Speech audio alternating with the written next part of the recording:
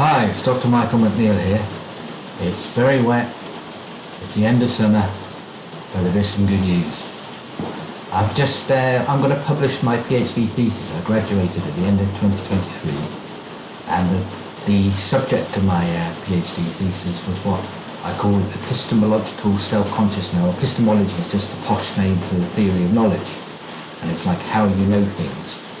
And it was a great challenge to me. The reason why I wrote this book was because when I became, long time ago, I was studying electronic engineering, and at the end of my first year as an undergraduate, I had a life-changing experience.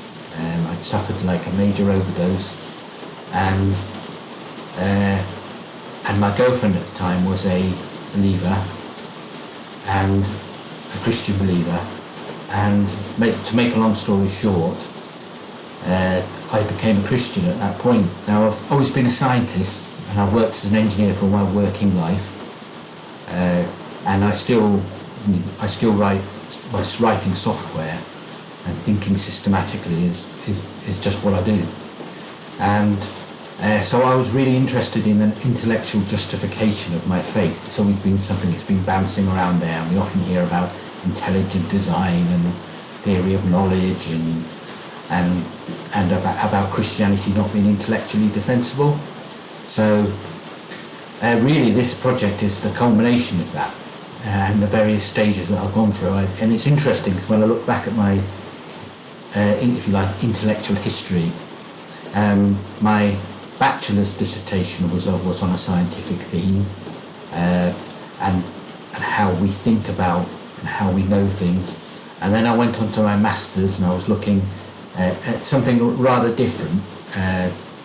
But when I got into the PhD, in some ways it was like coming back to what my interests were. There's a common theme that runs through them all, but the thesis was very much about how can we intellectually justify our faith, and because I think that's really important, because a lot of Christians, there's this sort of view that reason can take you so far, and then faith takes you the extra level, and that's in many ways is an intellectual cop-out. It's a bit like saying, well, the world was made by the Lord and that's it.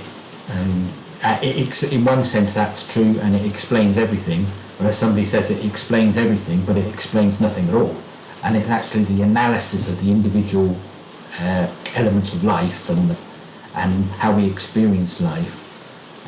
And all these, that's really what philosophy is about. It's about you trying to sort of like dissect and analyse life, and analyse your experience, and analyse your spiritual experience, and that's what Christian philosophy is all about. And that's what made my project, the uniqueness of my project in the sense, or what puts me in a very small group of philosophers who are actually interested not just in philosophy, but interested in Christian philosophy.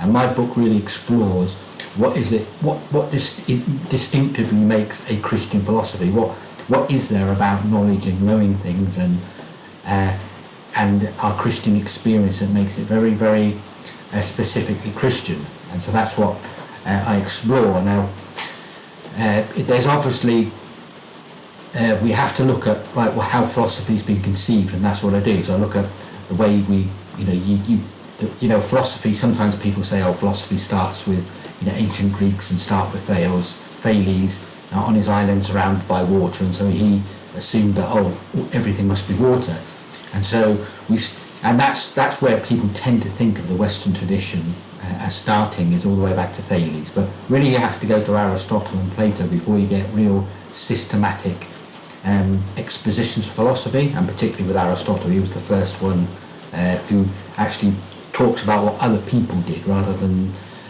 he did it in a systematic fashion.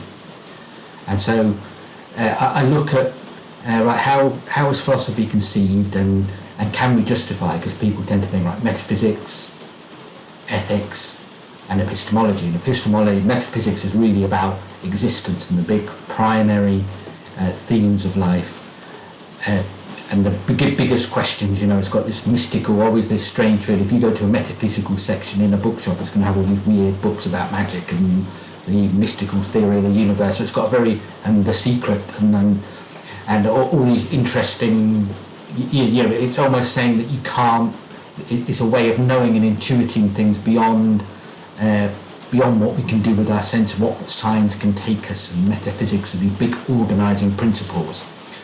And so it's got a bad, in some ways it's had a very bad name in the history of philosophy, and there was a movement in the 20th century called the logical positivists that wanted to get rid of metaphysics in its entirety. But the trouble is that's a dogmatic assertion. You have to have organising principles, and in many ways my work is looking at what logically, what do we need as organising principles, but then to think, and how can you make your theory of knowledge, how you know things, the two big schools where stop and think about something and look and see, and those are the two big, you know, the rationalists and the empiricists. And then where I'm fitting in is that I come what's called a transcendentalist, which is what you have to assume in order to make sense. How can you actually just make sense of what are you assuming when you're a rationalist or empiricist? What are you actually assuming beforehand? Because you have to have basic assumptions that help you to make sense of the world at all. And this is what, and that's where transcendentalism comes in. It's associated most in the history of philosophy. It's associated most immediately with Immanuel Kant, because he was onto the problems of rationalism. He was onto the problems of empiricism, but he also wanted to address Hume, who basically destroyed philosophy in its entirety by trying to push the empiricist program, and he then ends up saying, you can't know anything, we don't know anything, let's just go down the bar. And you know, and so the Transcendentalist project was trying to move stuff on, and in some ways Transcendentalism fell by the by with the early days of the logical empiricist movement in the early 20th century. We wanted to get rid of, you know, Schlick and Carnap in many ways. They were trying to say, right, Kant came up with these problems, but now there's a new physics, there's a new way of looking at the world, there's a new scientific way of looking at the world, and they tried to jettison us in it. Well, that sort of fell apart really in sort of like the late 1950s. There was a very famous philosopher who was at Harvard for many years, called Quine, William Van Ormond Quine, and he sort of exposed that way of the logical positivist way of looking at the world, in fact, was dogmatic, two fundamental dogmas.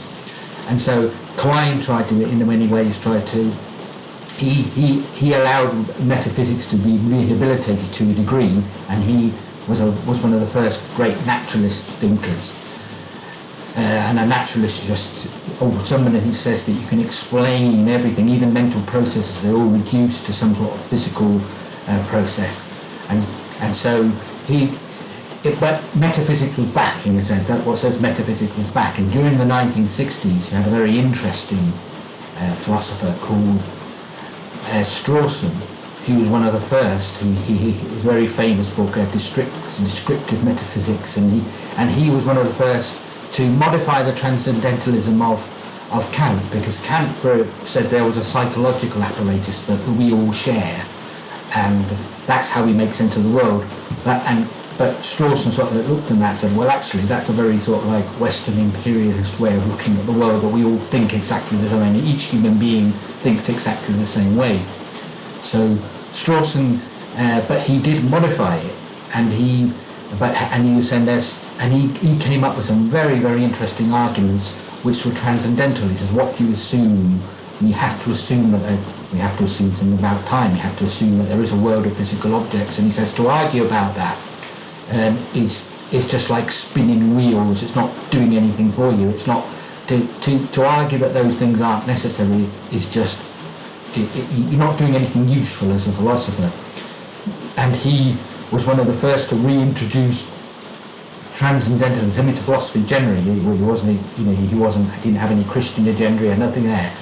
There was a very interesting interchange between himself and somebody called Stroud, who basically said that the Strawson's transcendentalism, yes, transcendentalism takes you so far, but he says you have to import in some sort of idea of something called a verification principle, which was the very basis of logical positivism. And so he said that doesn't make any sense to do that. And so transcendentalism might allow us to say how we have to think about the world, but he's saying that there's a distinction between that and how you think about the world and how the world really is. And that's a very important distinction. And so what I've tried to do in some ways is I've tried to work through the theory of knowledge and to try and come up and say what do we have to do in a sense with transcendentalism to address that criticism of Stroud, and to actually say, is that criticism of Stroud even a legitimate criticism? Because in some ways he misunderstood he misunderstood something that Strawson was actually saying, and his criticisms of transcendentalism are very interesting, but he really fundamentally misunderstood something, and so I'm trying to actually make a case as well that actually we can address those criticisms and we can move on.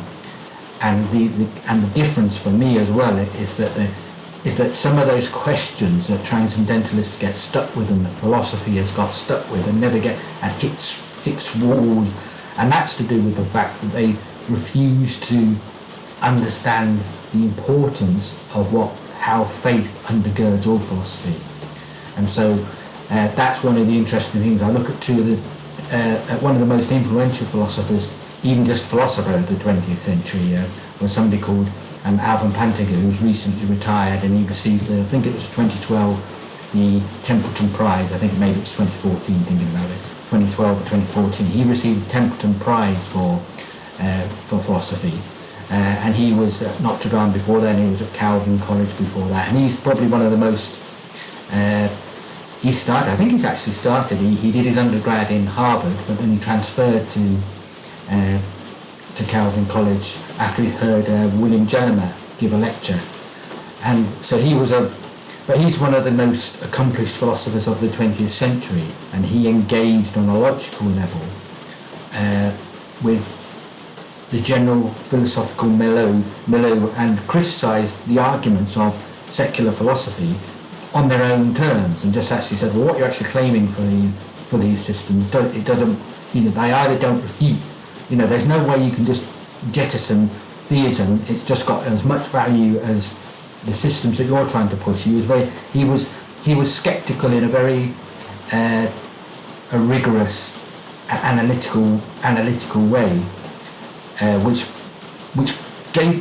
caused a lot of criticism of him from within the Reformed community. But in many ways, I think he's been a little bit misunderstood within the Reformed community, because he's actually saying, well, here are the arguments. I'm pushing these arguments on their basis, on their own terms, and saying, look, you're claiming more for these arguments than you can actually get. So that's something I explore, and the other personality, if you like, main personality in my thesis was somebody called Cornelius Van Til, who's somebody who's not really very much known outside of even a narrow Reformed. He was 50 years, I think, as professor of apologetics at what's now called Westminster Theological Seminary, and he very much came up in idealism. He was trained in idealism, so his style, his language, he was Dutch Calvinist. His first language was Dutch, so his English is quite dense and difficult to understand. But he in many ways wanted to demonstrate that faith was objectively provable, and that it's fundamentally, and unless you assume the Christian theory of knowledge, a Christian basis for your knowledge, it can never be coherent. And he's another person that I think has been very much misunderstood, and so I've tried to look at what his key ideas, because Plantinga takes you so far, and he takes you to particular base very far, but he actually says, I don't believe philosophical arguments can, one way or another, can get you past a particular point. Whereas when you go with Van Til, he wants to take those elements further, and he says the reason why you can't have shared assumptions with unbelievers, and he says if you want to go all the way with philosophy, you have to have Christian assumptions. And so that's what I'm trying to explicate and dig into and evaluate and critique and to try and show how the reason why I call it epistemological self-consciousness is that you actually understand the ins and outs of your theory of knowledge, and you can justify it, and you can intellectually justify your faith. So really, that's a synopsis in broad vista of what I'm trying to do with my book. It's in the stages. I've just submitted the manuscript, and it's going to be, I'm not sure, it might be the middle of 2025 before it comes over, but please put some comments, put some requests. I've got drafts of it on my website. I'll put links in the video, and if you're interested and if you want to comment, then by all means put something in the comments. I think what I'm actually going to do is I'm going to try and come up with a set of videos, a series of videos, which talk about each chapter and talk about the subject and the differences and things I'm trying to do in each chapter and the themes that I've got in there, to try and give a bit more of a feel. And I think in many ways I'm thinking that they would complement the book, they'd complement what's on the website, and it help people really dig into it. Because I think one of the things with philosophy is that if your brain hasn't thought philosophically, and I'm not being patronising or by that, because that happened to me in 2006. I went back to study part-time in 2006, and I only did philosophy because there was a hole in my timetable and I needed to fill it up.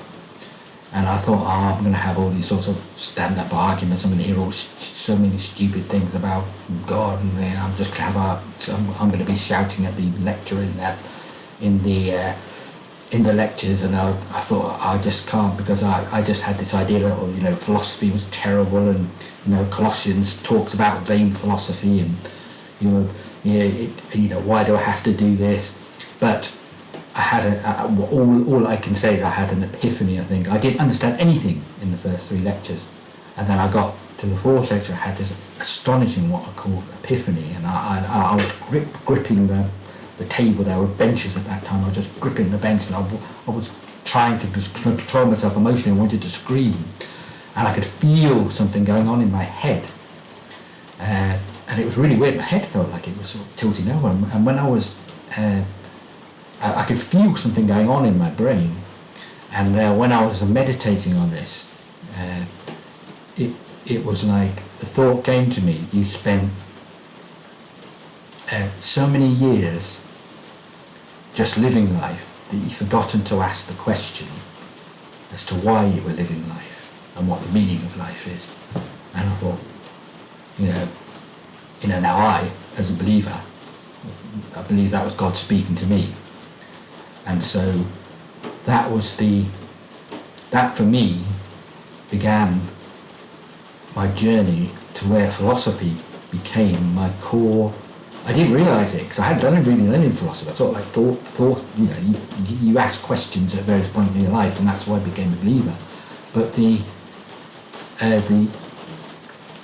as I found that I had a skill in philosophy that I didn't even realise that I could, but my brain was some of the simplest things, it was such a struggle, but it's been so rewarding. And so one of the aims of me doing this book was to try and give a real good introduction to philosophy, but to have little snacks that you can anybody can pull out, but if you really want to go into it deeply, it really just draws you in, and you can look at some of the real meaty questions that really philosophers have looked at through the centuries. So it's meant to try and it's not meant to be sort of like a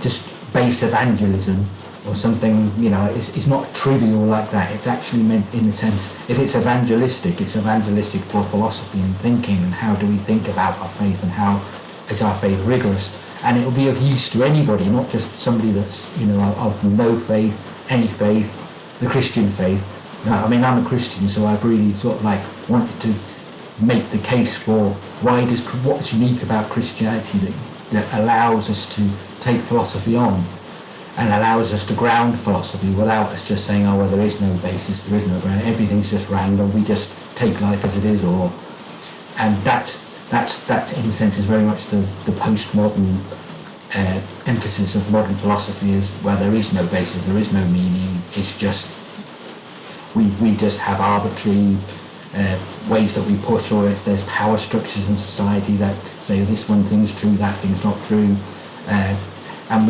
everything's relativistic, and that doesn't really get you very far as a philosopher. That's like what some people say, that's sort of like moral cowardice regarding philosophy, but it's still very influential, and so I want to really grab the reader's attention to try and say, well, why is that such? Why does that demonstrate so much bankruptcy in our thinking? Why is that not satisfactory?